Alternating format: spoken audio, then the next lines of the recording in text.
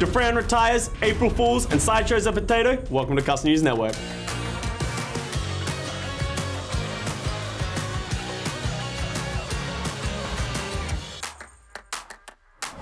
Okay, main story of the show. Obviously, Dafran has retired from Atlanta Reign and his Overwatch League career. It was amazing to see him within, the league and actually get to play some games. We saw some Torb, we saw some Xayah. Unfortunately, we didn't get to see him play much DPS, but it seems like he went out on good terms with Atlanta. It sucks that it happened the way it happened. Sucks that we don't have Dafran in the league, but obviously an amazing player. Obviously has an amazing stream, so he has plenty of bright things in his future. But at least we got to see him in the league. It's not for everyone, but I wish him all the best in his future. In other news, with our April Fool's special, we did actually have a really interesting news come out from Slash News. I haven't heard about this yet, but I did get traded from Valiant to Boston for Neko, Gamsu, and Striker, 3 players that don't actually play for Boston anymore. So that was a fun one. I also enjoyed the Huck. Holy crap, can't believe that worked. I just assume that's Huck in general throughout all the seasons of Overwatch League so far. So, really funny clip. Unfortunately, not traded to Boston for all you Boston fans or, Valiant fans or however you want to take it. Bit of fun. April Fools. Is that a fair trade? Neko, Gamsu, and Striker, equivalent to me? I don't know. Who knows? I could play Tracer better than Striker, I think. If I really...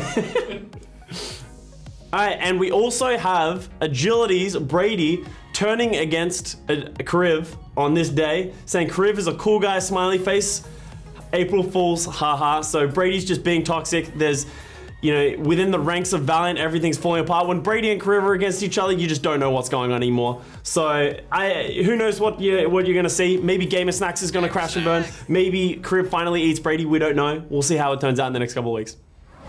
Okay, and in this week's You Hate to See It, we have San Francisco Shock tweeting at LA Valiant. We're expecting a close and competitive game versus LA Valiant this Friday. That would be a nice and fun thing that they said, but it was on April Fool's, so I assume they're being sarcastic. LA Valiant Twitter coming back with a dodgeball reference. Jokers. Okay, so I honestly am expecting a good match. I'm hoping for a good match. New fresh start for LA Valiant, so let's make it into a you love to see it. Moving into this week. Alright, and moving on to the fan comments of last week's videos. We have Curry Bang, can we have a Mercy and a Brigitte? You guys are asking for a lot, but we can bring them back so that they can both together look at you into your souls and we can enjoy them together. It's okay. You guys are okay. Alright, Dafran 2, a new CNN, you love to see it. A shirt just pulled out of the bag and not ironed, you hate to see it. I would get angry that you're wrong, but yeah, you're not really wrong at this point. Unfortunately, fell through the cracks. It was my fault. I take full responsibility, and you won't see it again. You might see it again. I'm useless, so who knows? Volnelo, a long-time sub in my channel, has said, "Hey Custa, if you could pick any city in Australia to have an Overwatch team, which would it be?" That's actually a really nice comment from Vol because usually it's not so nice, but we have. I would go Sydney. I think Sydney is probably the tourist capital of Australia for the most part. I think it'd be really cool to have matches in Sydney as a whole.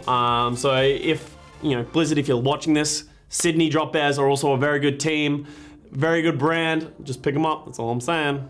Vishwa Subramanian with the what do you think of Baptiste Goats? Baptiste switched out for Zen. I don't think that functions as a comp. Zen is super strong because of the Discord Orb and the amount of damage that he deals as a support character, and also the Transcendence of the defensive ult is also really strong. If you're gonna add Baptiste to some rendition of Goats, I think you would probably lose the Lucio for the speed, which is also a tough sell to do, or the Brigitte, but Brigitte is also overpowered. So if Goats is gonna be run, I don't think you'll see Baptiste in that, but I think you'll see Baptiste in other places. So, well, at least hopefully. So hopefully just Goats dies. Realistically, so we'll see. And then we have Lost to the Ocean. I voted for you for the All-Star Games. I hope you make it in, man. All-Stars was amazing last year, so please do vote for me. I don't even know if the votes are still open, but please still vote for me. It'd be great to play in the All-Stars again for the second year, so yeah, please do. Thank you for your vote. What's your campaign promise? What's your campaign promise? that I will speak fluent Korean by the time we get onto that stage, because last time it was me and 5 Koreans and communication was, when Kariv is your translator, when you're sitting on stage, that's when you know you're in trouble. So that's essentially what happened last season, so I will become fluent in Korean. And Sandoval with the Custa, can you do a backflip?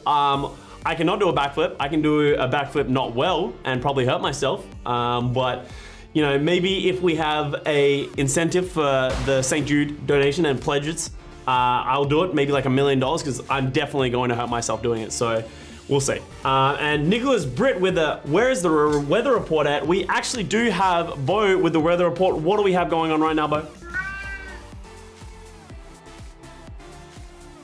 Thank you very much, Bo. I do appreciate it. Love your work. And moving into a special clip, we do have another Sideshow clip coming. Brandon Sideshow, a nightmare. I don't know how these 2 guys are still alive and functioning, but we actually have Sideshow coming in and receiving a very special package from a fan. So you see him here. It's in a nice gold wrapper. You can see Brent already has an idea that it's not what you want it to be. Sideshow's going through a whole monologue about what it could be. Brent's lost it at this point, and it turns out what he's got is a potato. He's been mailed a potato. I don't know what you fans are doing, but he's got a potato, but that's not even it. Like, here comes Johnny to come inspect what's going on, the tool frame, and it's, I'm always watching you on a potato with a Meng's face on it. That is the best gift I've ever seen. I want a potato with a Meng's face on it shipped to me.